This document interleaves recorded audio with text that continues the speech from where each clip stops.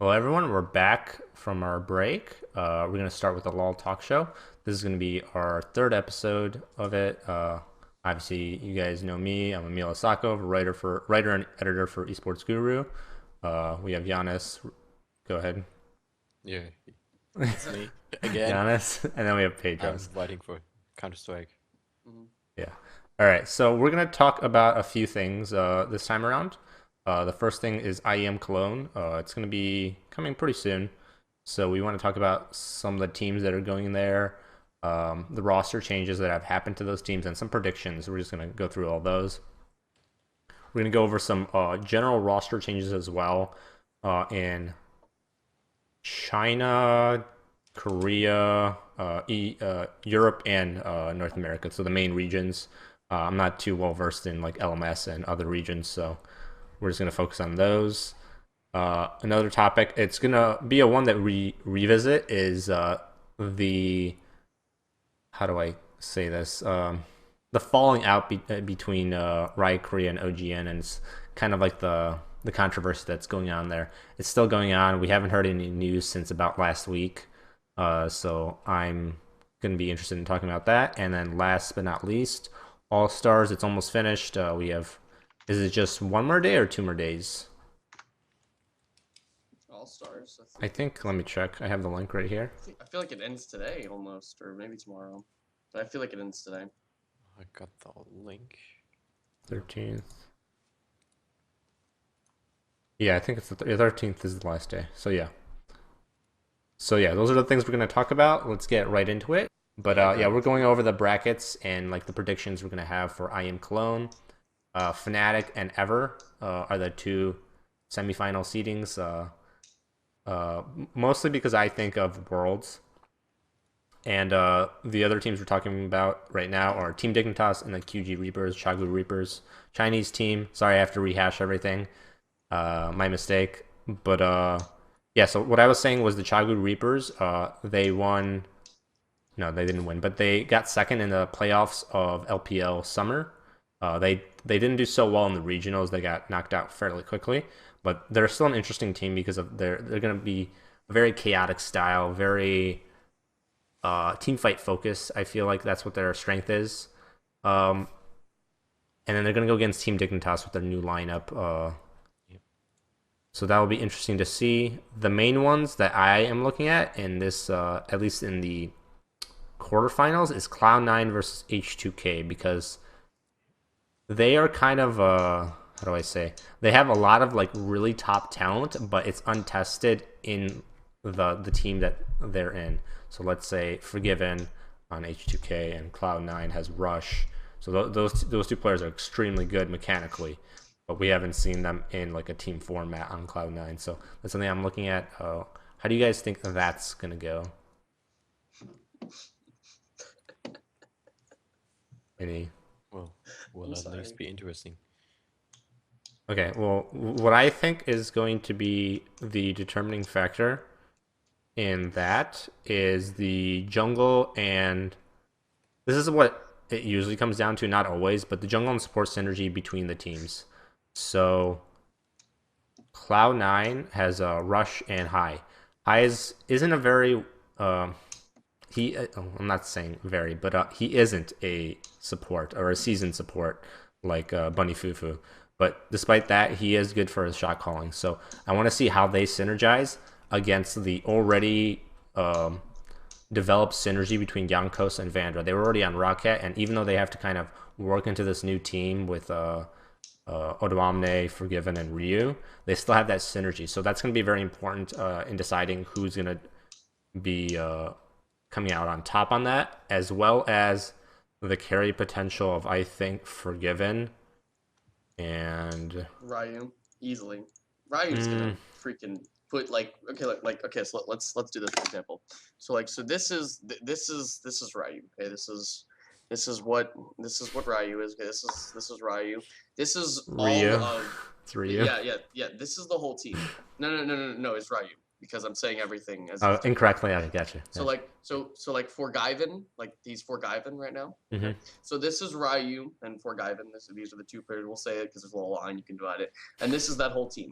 and this is an accurate representation of them just like carrying the whole team, like even with the faults. So like you can't actually see that they're doing it, but they're definitely doing it. And like this cup is like gonna punch people in the face, and that's how that's gonna work. Like that is the whole accurate representation. That's your prediction that he's gonna punch everyone in the face. Okay. Solid, solid. That's fine for it. Uh, Might be. We don't know yet. But definitely an option. Yeah. I think it's gonna be. I think Ryu is kind of like this wild card in a sense that he can do very well, or he can do kind of just like mediocre, not do much. I think it just depends on the kind of champions he plays. He can have some very standout performances, but at times it's not the greatest. So I want to see how he does as well. What's up? Well, I mean, let me put it to you this way: as long as he doesn't 1v1 Zed versus Zed Faker under his own Okay. in-hip turret, I mean, he'll be fine. People are still going on about that. Like, I understand he's never gonna live it down, but like, he's a completely different player now. Let's be honest, completely different team. KT Bullets and H2K are completely different. But I know you're joking. But I just want to state that. But yeah, so I think it's going to be the jungle support synergy. That's going to be the deciding factor. And obviously, if anyone gets like a really big lead, like Forgiven, or I think Sneaky's a really good AD carry. I don't think he has White. Sneaky's great. Sneaky will do well if he does. No, yeah, I see him as like he's always going to do above average or really good. That's how I see Sneaky. He has like, okay, so there's him in Double Lift. I see as like some really good AD carries in A, among some others, but I feel like those two are some very notable ones in the way that they play. Double Lift is good at team fights, but he's not good in extreme 5v5s. Like when he's playing Tristana, he's good because he's able to backline himself easily. But if he's playing anyone else like Jinx, I mean, I guess Jinx he can do it with, but let's say that he's playing who else? Let's say Caitlyn, because he's better at bursting down people, and Caitlyn, you really have to hit your shot. It's all about positioning. And Double Lift can position himself like, as in like generally he can put himself in the back line, but he's not the best at that. I would say, you know, with people that need to be positioned perfectly, like Caitlyn. Caitlyn does an insane amount of damage, but she needs to be positioned perfectly. But I would see Sneaky as someone who can you can give him Ashe, let's say for example, and he can literally freeze a wave and just CS while you skirmish around Dragon, and he can actually transition that into a team fight later on and win because he's just been CSing. You know, I feel like he's more of like a distraction. It's like I'm not going to push a turret, but I'll definitely CS my way to victory. And I feel like that's part of it. I feel like that's a big thing with Sneaky. But the way I see the difference between those two players is that Double Lift has like, I guess, I don't know, more often than not he has good performances, but he has like high highs and low lows. Like what was it? The last tournament that they were at? IEM San Jose, right? TSM versus who are they up against? Where Double Lift would just like he would have like a lapse in judgment and he would jump in and then kind of die and throw the game. He was the most fed player on the team. But like that's not really the focus. So what I want to say is that like Sneaky is kind of just like he's a known factor. You know what you're gonna get out of Sneaky. He's gonna do his job. He's gonna do damage, and also you have to take into account that he also has Incarnation now. So like that carry force will be what I'm looking at on Cloud9's side, and then on the H2K side, I see obviously Forgiven, and then depending on who steps up, Odoamne or maybe even Yankos, he's known to be a very good jungler, or Ryu. So like it just those are the question marks. I know Forgiven and Sneaky will be consistent. Incarnation is almost always consistent as well, but I think it just depends on, like I said before, the jungle support synergy. That's the main thing in the early game, at least. But yeah, that's all I have to say. You guys have anything else to add to that? Yeah. Okay. You want to move Well, on? we will run on another patch and see if they will work around the top side in the at the IEM. So if they are going for the Herald or not. And that might be interesting to see if they are going to switch lanes, so bot lane becomes top lane again, and with that the support all time roaming around this Baron pit. Yeah. Yeah, yeah, and I actually want to comment on that because lane swaps are work well right now because marksmen can counter the fighter top lane in a way early on because Ash for example is a perfect example because once you get your stacks up, like especially if you get Q first, if you get your stacks up, you can just wait for them to approach CS and then mow them down, like and Mhm. get them down to half health just because of the way you do it. So you allow your support if you have like an Alistar or something to roam around and you know harass people and even harass the jungle if you wanted to, and it gives you that opportunity. Now I of course once the fighter top lane is going to get leveled up, I mean they're going to screw you over just because they can close the gap easier than you can usually. But you do have that early game advantage with the marksman and lane swaps, and it's about timing your support roam and the support back in a way, and I I mean think, that's what I think. at least from what I got from All Stars, I think the way the game is going to be more often played now is lane swaps was very common before in season 5. But I think now with the way turrets are, if you leave them alone, especially in the early game where they don't have any armor, you will lose that extremely quickly. Mm-hmm. So at least from watching All Stars, there's just a few games that we can, like a few games of sample sizes that we can't go off of. But just from what I've seen, it's more 1v1 top lane now, 2v2 bottom. Just Yeah. because if you do that lane swap, whoever has like the tower pushing capabilities, like if you have a Tristana, you'll have a huge advantage, and a lot of teams don't want to see that. Now, I guess. I just Mm-hmm. don't see lane swaps as being as common anymore. But again, we don't have a huge sample size, uh, so we'll see. Yeah. All right. So the next then the next item on the agenda, if we're ready to move on, is this new login screen actually with the Snow Day theme song. Yeah, that's I definitely that's that's definitely my what focus for the what are next your few thoughts on months. this, Yeah. Emil? What are your I thoughts on this? think it's very creative. I Mm-hmm. think no, we're just kidding. Okay. The next thing on our It's agenda cute. though, It's pretty cute, and I'm snowballing very much. It helps gosh, it really please. I mean it really helps when I log in, and like I feel like the game that I get into after it just like it feels like It that game just I'm just really snowballing my it lane, just lights up your I'm day. just really I mean, like snowballing my lane. I understand. Yeah. um yeah. All It's right, all really right, feeling. back on topic. The next thing we Go do ahead. want to talk about though is roster changes. I'm going to talk about it in kind of like a chronological format. The main one I want to focus on first is Easyhoon to Vici Gaming. It was a few, maybe like a week and a half back. I don't know exactly when, but it was like a while back. And the main thing that I want to focus on is kind of the reasoning he did change to another team. If you guys have read his the translated interview, I think it was, for why he did it, what he did, it's because like he's a really good player.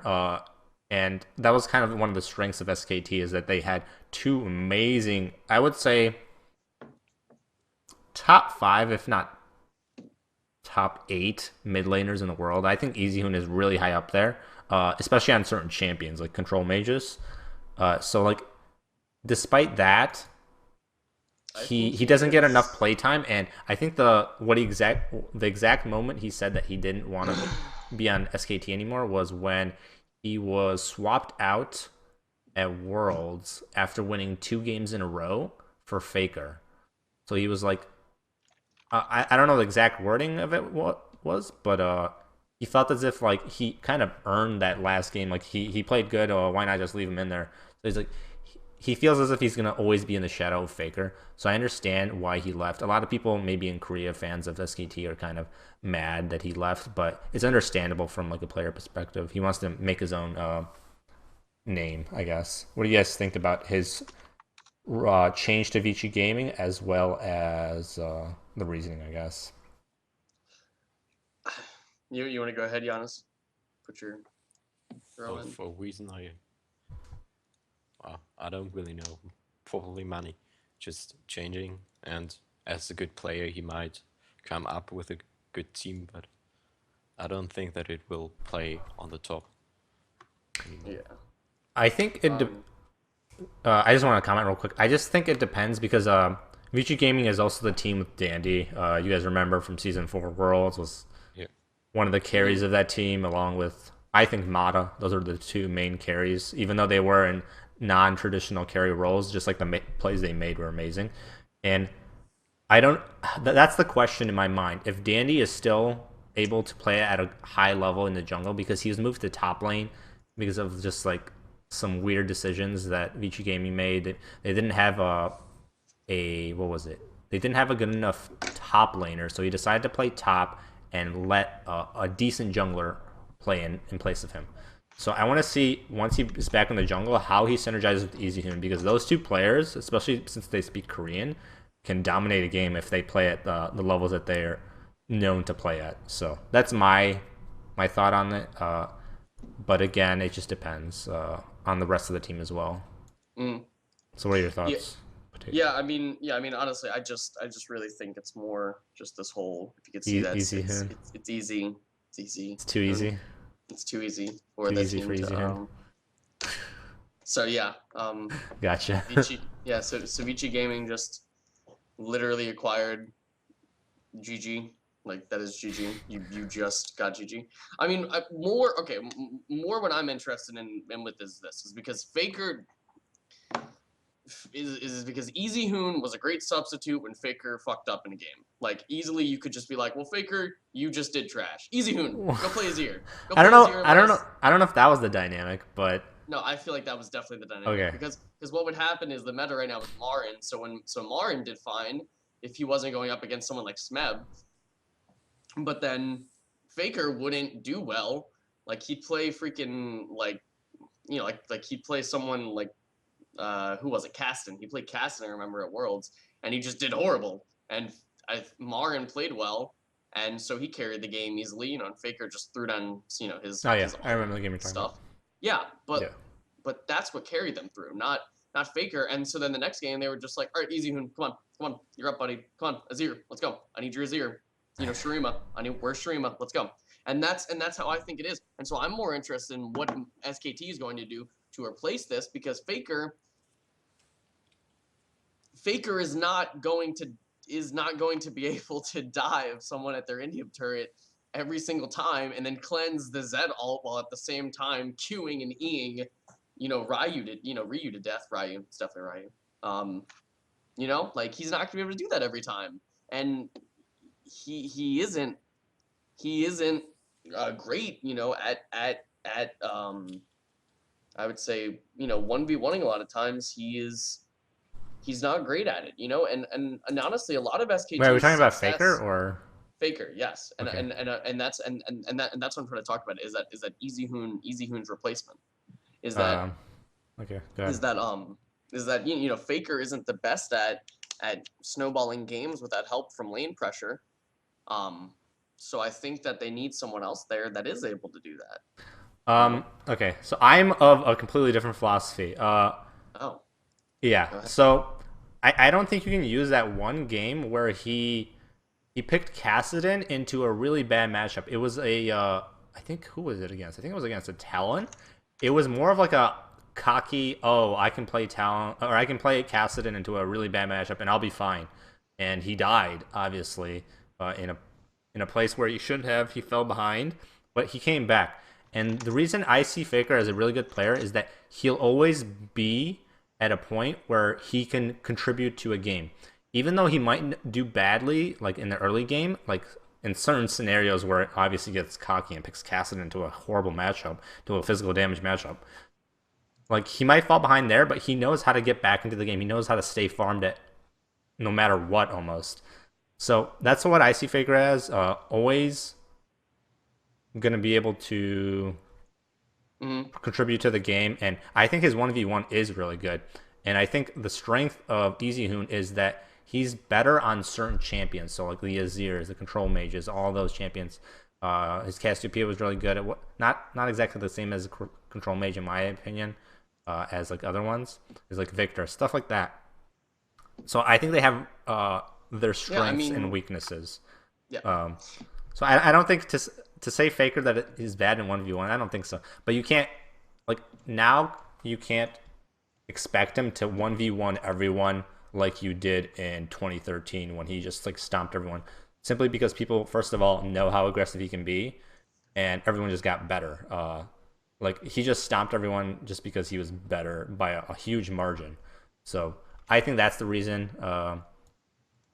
And yeah, I don't know. But Easyhoon, I think, is going to be a great addition to Vici. That's my thoughts. Okay. Difference of opinion. Yeah. So besides that, I don't want to talk anything else about Yeah. So that. let's go to incredible My Vehicle picking up Coco and Chaser, Yeah. So two Korean players. I can't Coming comment up. on too much here, but what's interesting is that I think it was a Chinese corporation or Chinese company that invested into IM, an Incredible Miracle, to acquire this top level talent, Coco, the carry, hands down the carry of CJ Intes. Part of the reason, like he was the reason that team won games in the first place, most of the time at least, just because he is like such a hard carry. Chaser, also a really good jungler. I was hoping to see him at San Jose, but I guess at this point in time, Chaser was already in talks with IM to transfer from Jin Air.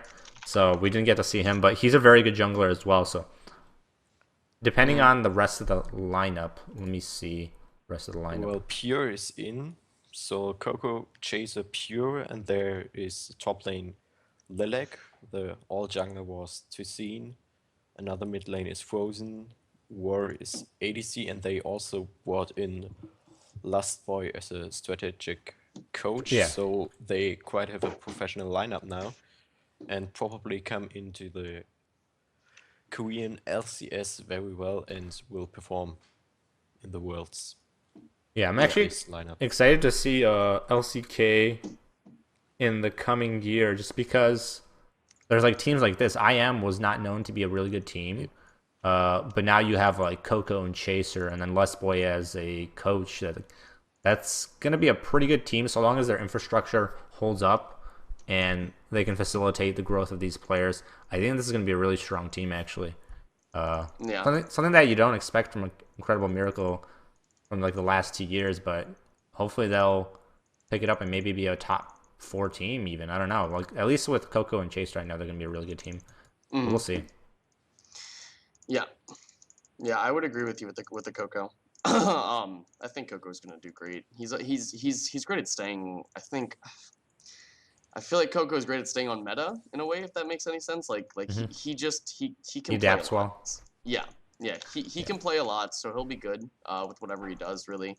But I think what's really interesting is because I remember this was a big thing, is that Faker played so many different, like he played, the only champion I think that he played more than twice was Victor. Like that's what he played more than twice, was Victor in the season. And but Coco also almost did the same thing, and he played a bunch of different people. Less than Faker did, of course. He played less variety than Faker did, but he definitely played a lot, which just makes it a big deal, I feel, for that, because I think that Coco's, that's where he shines, is that he's able to play a lot, so he's able to adapt And very to well whatever. too. Yeah. Yeah. Well, yeah, that's the thing, is that yeah. I'm sorry, I'm saying that he can play a lot. No, I was just clarifying for people Yeah. watching. But yeah, I want to see how he does with a team that kind of, I don't know, like Ambition, Shy, Mad Life. They were all they call legacy players, where they were kind of just kept on just because of like who they were as players before, but they were kind of holding people back, like Coco.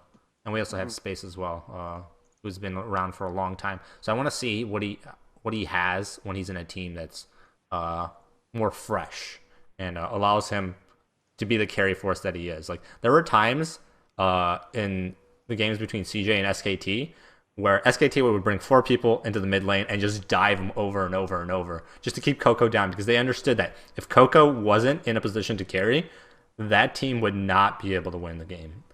And like, I guess that was evidence of that. Let's move on to MaRin, though. He moved over to LGD. He's still at All-Stars. So he isn't officially on LGD, but right after All-Stars, he's going to be on LGD. So it's kind of weird because like seeing LGD at San Jose just kind of not doing so well, and then they already have two top laners. They have Flame, they have Acorn. Now they're gonna have MaRin. Two really good three really good players, but like I don't think it's the players that are the problem. I think it's their team cohesion which is where they kind of falter. So I don't know. Maybe MaRin is the shot caller they need to organize because he was known as a shot caller in SKT, but I just don't know. I hope they do well because that team has a lot of talent, but it's just like watching Worlds, watching San Jose. It's just difficult to see how they can come back from that. Obviously, anything can happen. Maybe they get their shit together and finally do make use of all of their talent, but I don't know. What do you guys think about it? Well, I guess is a very good solo queue player. He definitely has carry potential in his lane and might come up with a team to reach higher. Hey, Pedro, can you lean back a little? Oh yeah, sorry, I didn't know. There you go. That's fine. I was looking at post. Yeah. Go ahead. But yeah, no, I would definitely agree with you on this. I mean, I think MaRin is easily a carry player. He has a lot of champions that he could play, easily. So I think that's going to work out well for him. I mean, of course, he has certain things that he's a niche at, but I mean, he's also certain things that he's just played forever. You know, so he's Rumble. good at it. Like, I mean, yeah, Rumble was what I was going to say. I was going to say Riven, Fiora, Rumble. Those were like three people or three champions that I would say he's going to be he played amazing at in any way. Like, played very well with Fiora at Worlds. In my opinion, some of the times that I think it was against H2K that they were SCT was behind H2K and MaRin just made like an insane play and got a triple kill, and then just they snowballed the game off that. Like so, like he can pull out these plays that like completely carries the game. I just think like I understand. I don't understand like what LGD is trying to do because they have all these good players. It's just I don't think it's the players that are the problem. I think it's just I don't know, something maybe with a support structure that's not really facilitating their talent or I just want to see because he can be a huge carry force with many champions. It's just like he needs to he just needs to be the carry force. Yeah, just have the infrastructure around him to make it possible. I guess that's what I'm trying to say. Yeah. Let's see. The next team, I think we talked about H2K a little. You guys want to elaborate on that at all? The new roster for H2K. What do you think is going to be, or how that team is going to do in the EU LCS? I think that they'll do fine in the EU LCS. I think that now that Hooney's gone, they're going to be fine. I mean, Hooney was such a carry. Like, I can't stress that enough. Hooney was such a carry. Yeah. In comparison to anyone else. So it's now that Fnatic is broken up and YellOwStaR's gone too. So like that shot calling is gone. Like their play style in Fnatic is gone. I don't even know if Ebevin's gonna stay. I think he is. He might. Yeah. I haven't heard any news just yet, but I think he will. We'll see. That team is kind of a mess right now. Right. So how would you guys like? Obviously, we don't know all the rosters in EU as of yet, but how would you guys rank the top four? Let me get the. Well, what I would say is that we have Origin at the top with Power of Evil and Xpeak like having a change, and with Xpeak as a coach that will be great, performing thereafter maybe H2K, and then Fnatic. I don't know who might come thereafter. It's quite open. Yeah. Let's see the teams that are going to be in EU this time around. So Elements is a question mark right now. They don't even have a roster. I don't know what's going on there. Look at Splice. Who's on? Okay. Splice I feel like is going to come up big in some ways. And that's and I feel like the first split they might not do well, but I see. Is this the team that? Oh yeah, it's the team that's sponsored by Follow Esports. Yeah. Okay. Well, Follow Esports rebranded into Slice. Yeah. Oh yeah. Okay. So is it Follow Esports anymore? Let me check. I think it This- might be, but I have to check. Does Thorin still write for Follow Esports? The world may never know. But yeah, for me, that team is just like a complete question mark, just because. Let me see the roster of it, but I know Trashy. I think was he? Which team was he on before? What team was? Yeah, He was I don't- okay. So he was on Enemy Esports. That team was kind of a. kinda meh. was. I think it was at the bottom of the NALCS, so it's kind of hard to tell. With a lot of teams. They didn't get relegated, did they? I feel like they didn't. Let me check. Because I know G2 got promoted.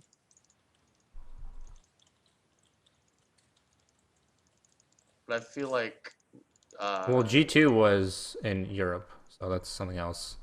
but wasn't G2 Challenger, or am I totally wrong about that? They were, but they got no. I mean, like Enemy was a NALCS team, is what I was saying. So, Oh, right, So okay, it has sorry. it has nothing to do with them. Okay.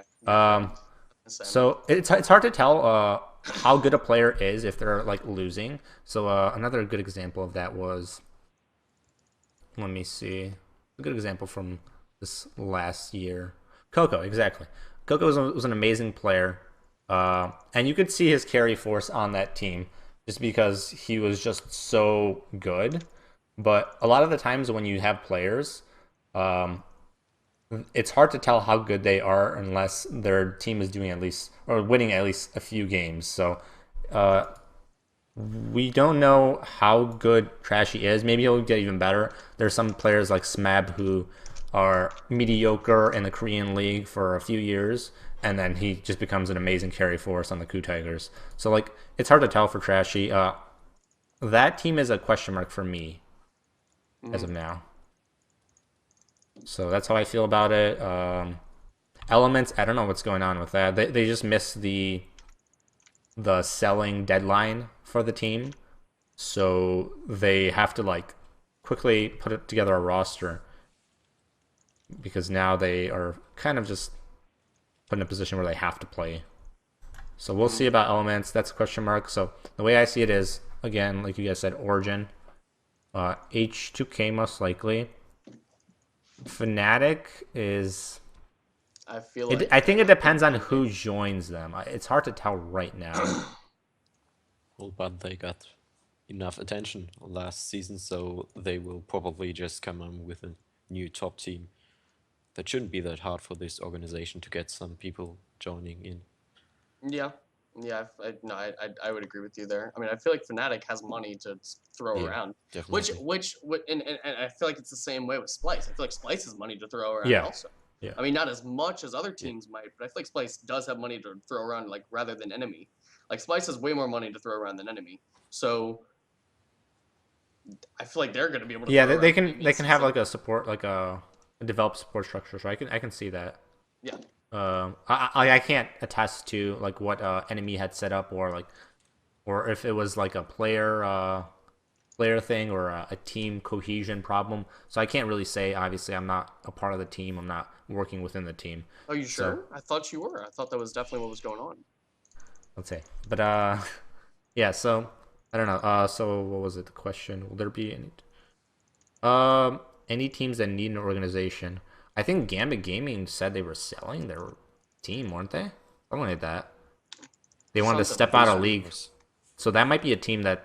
Like, there's just so many things that I don't know what's going on. Yeah. And we have a lot of teams not even having a roster for now, so Yeah. Yeah. they might just come out and say, okay, no.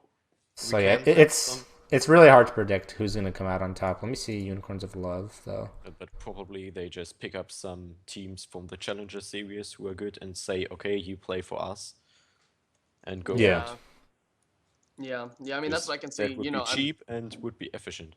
Yeah, I would totally agree with you there, Giannis. Because I mean, because I feel like this. I mean, like for example, like the TDK team, like that team did horrible, but they were all solo queue pairs. Like every single one of the people on that team, or every single one of the players on that team was a solo queue pair, I believe. I don't think that any of them had any experience with each other at all. And Which team was it? Like TDK, Oh, Team TDK, Dragon okay. Knights. I know Seraph did. I mean, he played on CLG for a while, but he was Well, probably their best player in my opinion. Well, yeah, I mean, but everyone else was, Not doing as well. Yeah. wood tier, so. I think you can't say that, seeing as how you're in bronze, buddy. Hey, you know what, bud? All right, I'm just I'm in teasing. bronze All right, because let's move my on. mechanics are shit. Same, same. All right. Like, that's why I'm not in bronze That's because I'm fine. actually All right. bad Let's technically. move on, Okay, Pedro. let's not do this. Okay. We're not gonna play that much The either. last thing I want to Yeah. talk about in terms of team rosters is YellOwStaR to TSM. Obviously, this is probably the biggest news. Obviously, with Huni and Rainover moving over to Immortals, the new team in NA. Also, actually, we'll talk about that as well. We'll touch on that. But I want to talk about YellOwStaR to TSM and what this actually means in like larger context. So YellOwStaR, I'll just go through a brief history of him as a player. YellOwStaR originally started out on Against All Authority, a European team during season 1. They got to second place of Worlds, or they got to the finals of Worlds before they were dropped out by Fnatic, so they got second place. Then I think he moved over to SK Gaming. Let me check just to be sure, but from there, like he was always a top player no matter what. And originally he was an AD carry. So this is a guy who moved from team to team to team, making sure they were at the top of the league always. And he switched from AD carry, being a top level AD carry, to being a top level support. So this is a guy who's been in Europe for so many years, been to every single Worlds, and now he moves over to TSM. Like I feel as a European fan, I can't attest to this. Maybe you can say something about this, Giannis, but like this is like a huge blow to like European fans, because this was the guy that was the top support for so long, a great European player in multiple roles. Like it's hard to really say how they feel. If you say Fnatic, you some kind of gotta say YellOwStaR thereafter. Yeah, So that's there true. was like a huge connection between it. But okay, everyone needs to go further, and that's his step. Yeah, like I think the reasoning he gave was because he wanted to be on a top level team, and he knew, or he thought, that with players like Bjergsen and Doublelift on TSM, that will be his best chance to winning Worlds. So I guess I understand what his position, obviously. So I don't know. That's Yeah, it's it's something you it's can't okay blame for him him. for.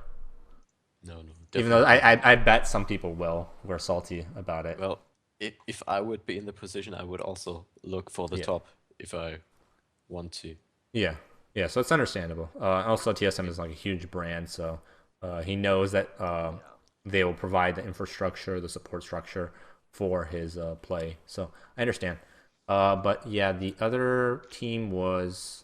I guess we could talk a little about TSM a little if you guys want to. How they'll do, seeing as how we know a few teams. So like we know Cloud9 is already established.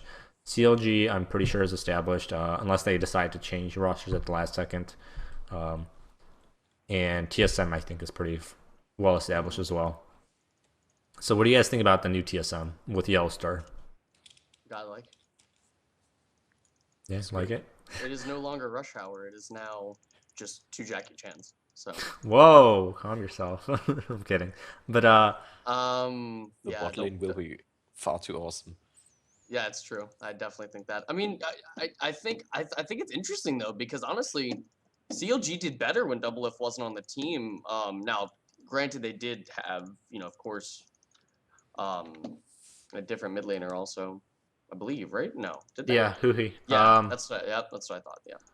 I was think like, I think so the way I see CLG now compared to before was that CLG now is more, I guess, how do I say this? More adept to playing strategically and like very solid in that sense. So like they know how to use rotations throughout the map, use vision control to their advantage, but they don't have as much of a carry force now that Doublelift is gone. So one of the things about Doublelift is that he'd be a really hard carry, but at times like you saw at San Jose, he would do really, how do I say this? He wasn't very responsible with his gold lead. If he jumps in, that's like however much gold that he had, that's gone. That's your gold advantage gone. So that was one thing about him, and obviously the change in, like, how do I say this, in the team dynamic and the attitude has been changed as well. So I think for that reason, CLG is a little better. I think on TSM though, one of the weaknesses that TSM had was their shot calling. So I think because Bjergsen, like in the mid lane, you want to be focused on your lane, on your on trading with your opponent, making sure things around your mid lane are like in control. So it doesn't give you a lot of space, especially with such high mechanical talent in the mid lane. Like I mean, like the guys like Fake or guys like Coco, like just like top level talent. If you're going into an international tournament, Bjergsen in NA could just like stomp people just because he was that much better than people. But on an international level, you can't do that and shot call. So I think YellOwStaR, with his, obviously we know that he's a shot caller. He's made so many teams into such high level talent, or how do I say this? Just high level teams that that is the exact person they need to succeed. That is like the perfect English speaking person that they could have gotten, and they did. So I think they're going to be a huge threat coming into 2016, to be honest. So we'll see. Besides that, I think unless you guys want to touch on Immortals, let's see, Immortals I think is, let's check them. Yeah. With Huni, Wayne over joining from Fnatic. No. Okay. Yeah. Yes. Yeah. Yes, of course. Well, Uh, I'll give you the link. Pobelt, yeah, I have it. Pedro, just in case. Pobelter in the mid lane, Wild Turtle, AD carry, Adrian support. Okay, so I see this team having a lot of potential. I feel like Adrian's gonna be the only problem. Really? Yeah, I think Pobelter might have problems, but I feel like Huni and Reignover are way too consistent to like Huni's always gonna do well. Okay. I don't really. Did you see Worlds? Yeah. Did you see what Smeb did to him? Yeah, but I'm saying in the context of the region, Huni will do well. Yeah, I could see that. Yeah, because he is better than everyone in that region. Yeah, there isn't. Let me see who's. Smeb is also arguably one of the top, like the He top yeah. mid-laner, Obviously top- that's or true, top but laner like in- he also was having trouble in the group stages as well, where he didn't face Smeb. So I don't think like Huni in spring and summer before playoffs looked like a god in Europe. Once he faced Soaz, like Soaz kind of shut him down in the playoffs, and that's why I went to 5 games, in my opinion. And like once he went into Worlds, he didn't like show like that kind of high level play that he usually does. And I think that's just people realized that Fnatic really focuses the top lane, and that's kind of like their game plan. They want to get Huni ahead so he can teleport around the map and just like wreck people. That's how I saw their team dynamic. But now that they don't have like a really strong presence in YellOwStaR, it's like a completely new team. I don't know how this team will do. So that's the big question. And also, it's Immortals is a completely new team, so it's hard to tell how good their infrastructure is going to be. yeah. So that's a question mark for me. They have some good talent. I think Adrian's strength is in his. He isn't like a flashy player, but he's like consistent in his like vision control and just like making sure the team has what it needs to succeed. He isn't a flashy player like, let's say, like Mad Life was in his prime, stuff like that. But he still did what he needed to do. I think the reason TIP, which is the team he was on before, kind of fell apart at the end was because Zhao just wasn't on the team. Yep. So gotta... it's still up in the air how this team will do, but I think it's more because of like team cohesion problems than any single player. That's my opinion, though. Yep. I feel like I can agree with you. If any problems do arise out of the team, it's going to be that, because mechanically, they're some of the best in the region. Well, they were some of the best in other regions, like better regions, you know. Yeah. Like it's, I think Huni is like, if he comes up to the performance or the level of play he used to, he'll be easily one of the either the top player or the second best player in the top lane. Rainover is, I think he's okay. I think Amazing was a better jungler in EU. And I think there's some pretty decent junglers. I mean, we have Rush in NA, and we have I Will Dominate, who's been a consistently top for performer in NA. So I don't think that will be like a wash like Huni is if he plays at the top level. But yeah, they have pretty good players, in my opinion. I think Wild Turtle, it's a thing that I don't know if like TSM kind of like changed the way he plays, but he's well known for his like high mechanics and like his plays. But I think he's kind of dialed back a little too much on TSM, and he can't shine in the way he wants to. So like with Lust Boy, he had to play back a lot of the times. He couldn't play as aggressively as he wanted to. So I want to see again, like with Adrian, he's not an aggressive support. So I don't think he's gonna be able to shine. I think he needs a player like a person like who's comparable now. Maybe Kasing, like someone who's more aggressive would be a good dual partner for Wild Turtle in the bot lane.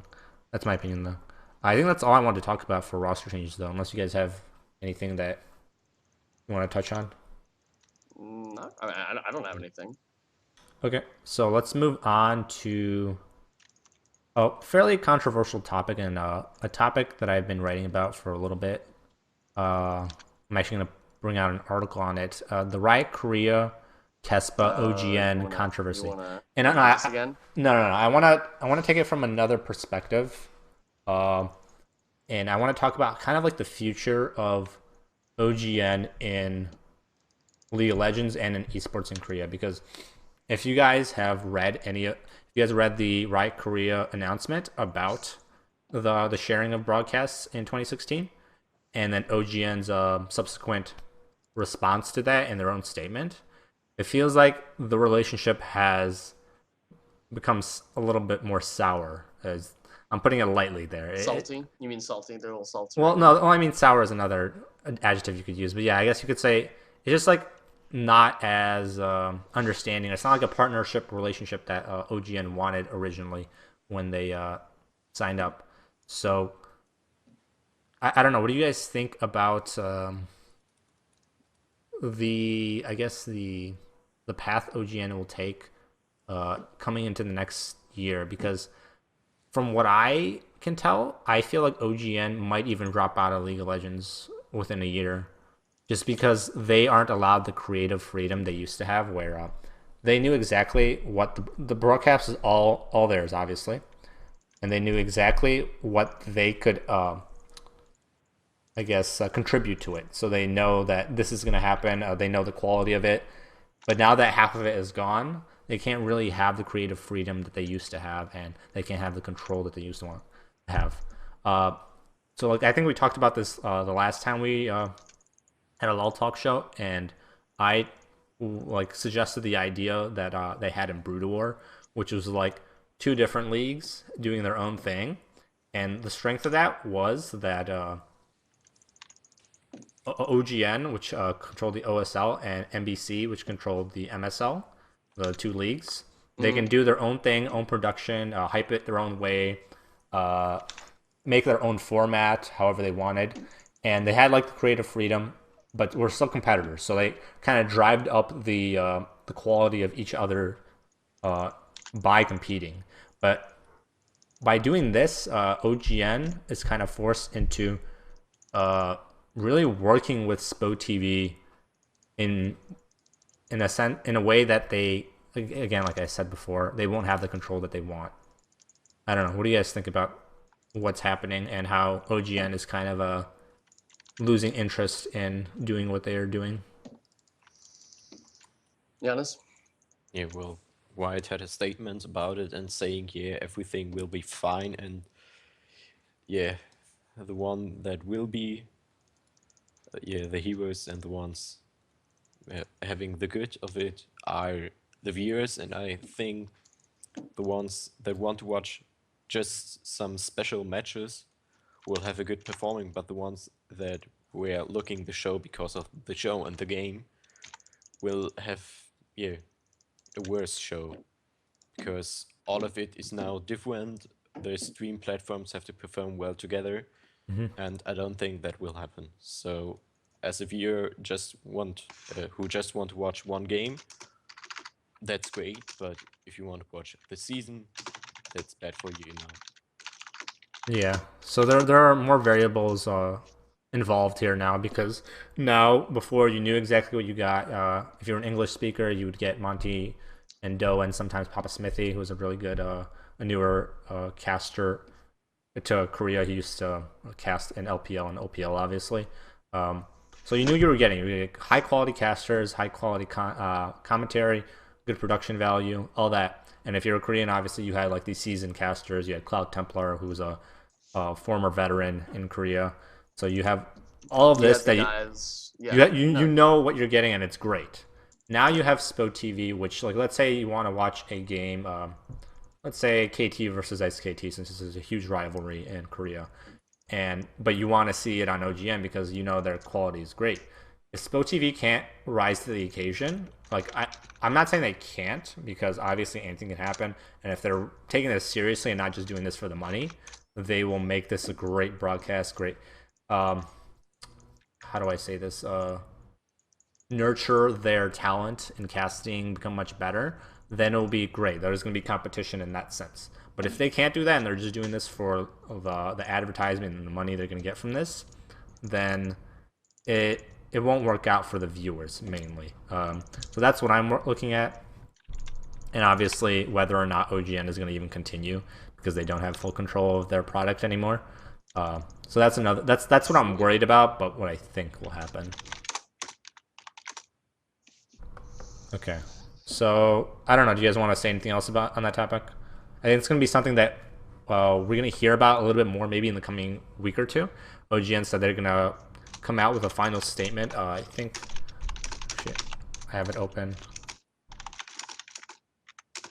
What are you typing there, buddy? What? What are you typing there? I'm just typing. Well, okay. Okay. All stars. Yeah, let's go over to also. Oh, I'm not. Oh, tell me to lean back.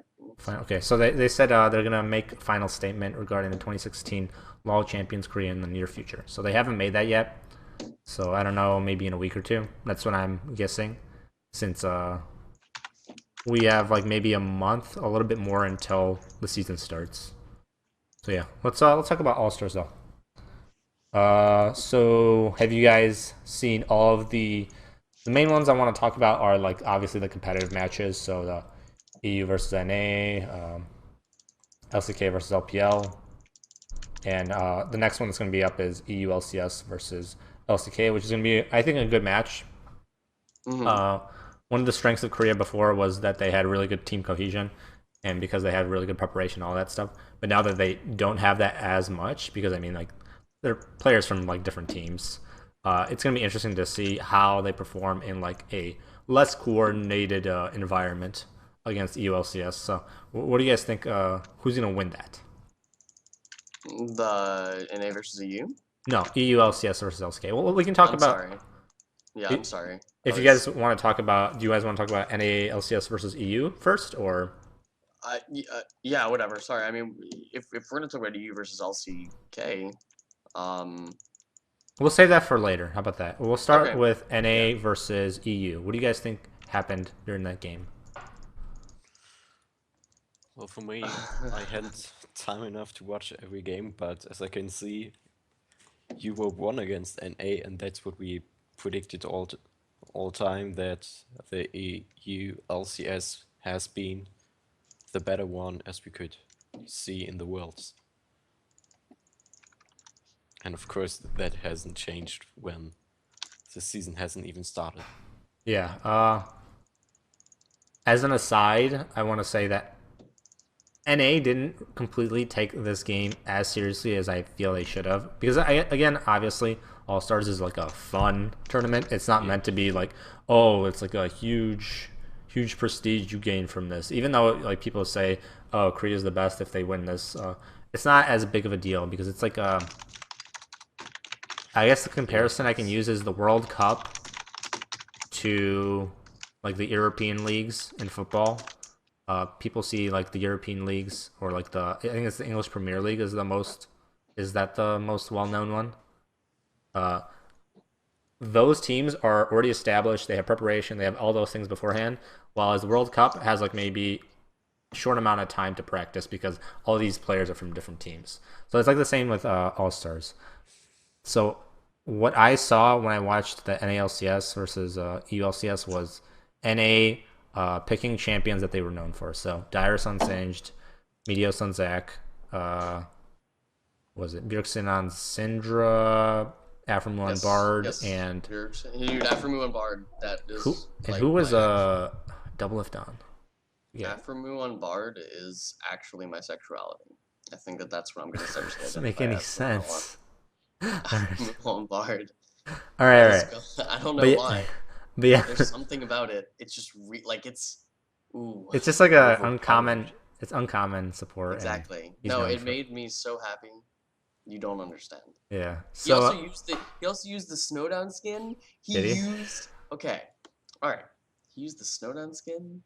And just like my heart was just like having multiple relapses as if I was like a cocaine addict that had stopped for a few years and then got it again and then started, doing cocaine again. And it was just like, oh, it was so Calm down. You'll be okay. But it brings a tear to my eye that I won't be. I was gonna take a jab at Aframu. He threw that game just like how he throws the snowballs. You know what? I'm joking, but I think that game, even though it was like a fun game on NALCS side, like in terms of like the picks they had, they just made one like small mistake. Even though it's like a small mistake in like what they did, it like had a huge impact.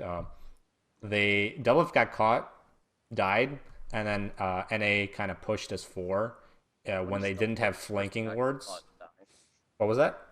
When does Double Lift ever not get caught and die? Good one. That's true. I'm joking, but feel it? Can you feel it inside? I don't really care. I don't. But yeah, so that's what happened, and then they pushed up without vision in the bot side jungle, and then Uni just flash flash jumped in as Jax, everyone in. That was the game. I mean, they just got a huge GG. Yeah. They lost their advantage basically in that one team fight, and Hooney jumps in and it's like, nah, you fucked up. Yeah, and letting a Jax get ahead with like the new Rage Blade and stuff, it's like disgusting. Yeah. So it's just like, oh god. He was basically like 2 or 3 shotting people after that. So that's what the new Jax does. It is insane. Yeah, it's great. And I think a lot of things in preseason are pretty stupid. But all right, yeah, no. The problem with the Jax is that like I'd be totally like that damage is amazing, and that stun is perfect. But I 1v1 to Jax last night as my Ashe, and it was perfectly fine. Let's start off with this. I main Ashe if I'm gonna play a marksman, so I main Ashe. But so I played him whatever, and I got the first kill easily in ARAM. Like it wasn't that hard to get it. He E'd some of my attacks or whatever. Once he got Rage Blade though, you just E and block whatever attacks are coming at you, and then you just jump them and kill them. 2-shot him. Jackson in a nutshell. Yeah. And so and that's what the problem is. The problem is not with the actual damage. The damage is fine because he's a melee. If he was a marksman, we'd have a problem. But he's fine because he's a melee. Yeah. Ranged Jax. Sounds like fun. Jesus Christ. The staff is just longer. But yeah, so I don't know what patch is IEM Cologne going to be played on, but like a lot of these things with 5.26. I don't know if that's what. That's not definitely not. I don't know about that one. I don't know. It's going to be played on patch 6.0. Because we're on 5.24 right now, so I know. Yeah, I know. Probably that one. Oh, you're still playing on 5.24? Dude, I'm on like 7. What are you talking nice. How broken is it? Okay, so there's this. So like Echo is actually a girl now because there's this transgender skin because we've gotten so PC. Okay. Okay, better we stop now. Yeah. All right. But that's actually. I predict that happening. That's actually something that I have a problem with. Preseason, like the preseason changes with competitive tournaments that you actually win money.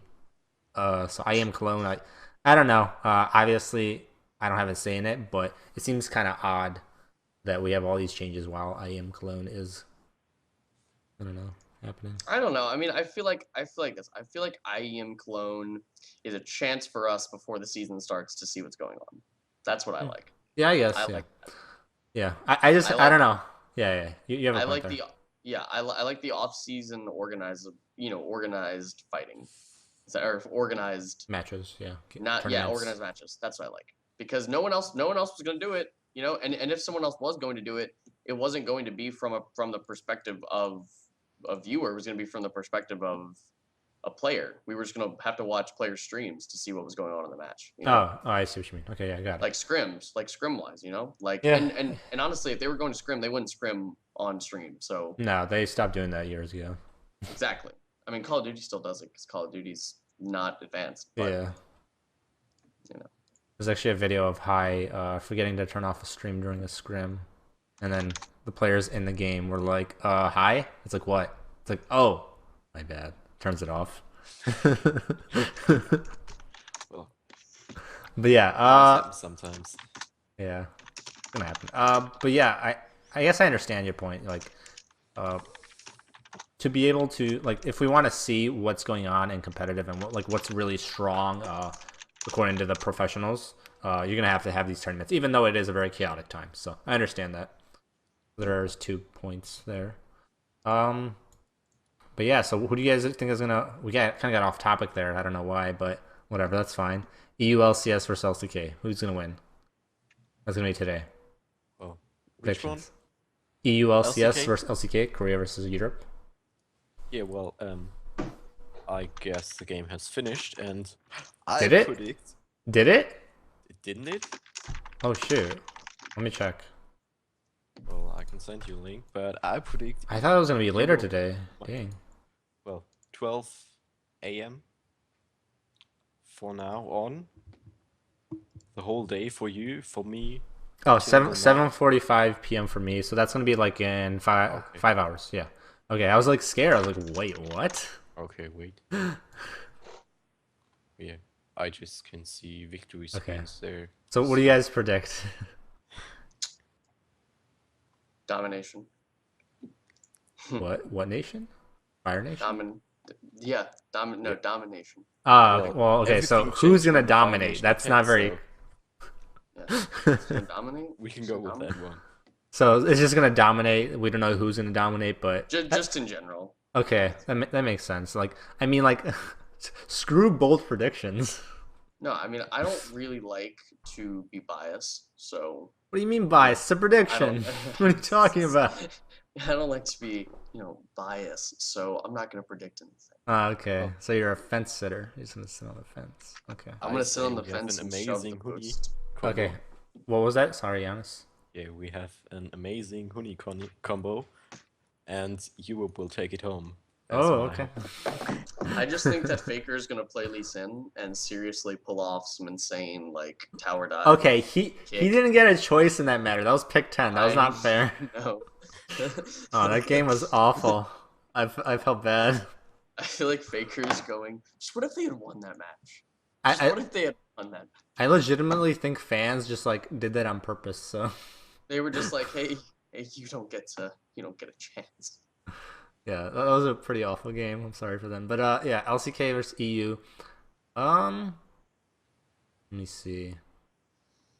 I can go honestly either way, just because of like I said before, there isn't that like preparation and coordination that you have with Korean teams usually. Because I mean, like they're just guys that just came a few weeks. Maybe they played for a week or two together. I don't know, but unlikely that they practice for very long. This is more like a fun event. So I predict. It's the best of 3, right? I think Korea will win, just because it's the best of 3. But obviously that's like a 55-45% prediction. Korea It's a is weak going prediction. to- What was that? Let's think of here's my prediction, okay? I feel like this is what's going to happen. As we're playing the game, right? Like we're setting up in Champ Select, everything's going on. What's going to happen is that Hooney's gonna be there, Mhm. who else playing on the UE team? EU team. Sorry, Reckless is gonna be there. Reckless, Hooney are gonna be there. Froggen's going to be there, and what's going to happen is this: is that it's Faker's going to just stare at Froggen. Froggen's going to look back at Faker, and he's going to say, "Anivia." Faker's going to say, "This is draft pick, you salmon," and then Froggen's going to say, "Oh, never mind." And so what's going to happen is Froggen isn't going to be able to overcome that hurt emotionally that he can't 1v1 again. Because he, for some reason, like wants to lose or possibly lose and have some big comeback in a 1v1. Yeah, he really wants to go ham and like be the star player, which he just never is. So he just never is. So he's never the star player. Whoa. Whoa, you're crazy. Yeah. Oh, yeah, I know. But so then what's gonna happen is he's gonna call up Angela Merkel, and Angela Merkel's just gonna essentially drop a small little bomb on South Korea, and that's gonna win the match for Europe. Yeah. And thus Froggen will get his Anivia. Makes sense, even though they're not playing in Korea. Okay, yeah, definitely. That's same. Or okay. X-Peak jumps from a jet and comes in. It's my turn now. I'm on my way. I'm on my way. Dude, what if he actually did that? What if he flew in from the sky? With like a parachute? It would be super awesome. Yeah. And you need that sound of a Twisted Fate ultimate then. Yes. And then he just turns in, throws the cards. Has like a boombox with that sound. Yeah. Alright. Like just on loop. The little soundbite on loop. Yeah. Wait a minute. This is off sync. Doesn't land at the right time. Yeah. But yeah. So yeah, I guess that's my prediction. Korea, but only slightly, just because maybe like 60 to 55% to Korea, 45-40 to Europe. Yeah, you're biased. I mean, Korea did win 3 worlds in a row. Right, There's a reason I'm biased. You're biased. It's okay. Just a little. But no, yeah. You're a little biased. It's a best of 3, so that's the main reason I say. If it was best of 1, I could go and say Europe or Korea 50-50, because best of 1 just doesn't, I don't know, doesn't allow, like, you can cheese someone in 1 game and then win the game. You can do Heimerdinger mid with AD and go 5 push strat. I mean, someone did that, but again, like, that doesn't work in a best of 3 because people will know what will happen in the next game. But yeah, that's my reason. You could change it and play Shaker the next game. Yeah, next level. Just cheese him 3 times in a row. All right. I see your point, but I still believe in. No, yeah, that's fine. I can definitely see Europe coming out. So that actually would be their champions. That will be fine for them. But I would actually prefer if Europe won, just because I want to see Korea I want Korean fans to see the fall of Korea. that they can lose, and then Koreans will just step it up even more and then crush us. Like they actually won't lose a game at all at Worlds. Like all the Koreans won't lose a game at Worlds unless they're going against each other. You lose the game in Worlds. Yeah. But yeah, that's just me. Sell everything to OGN in streaming.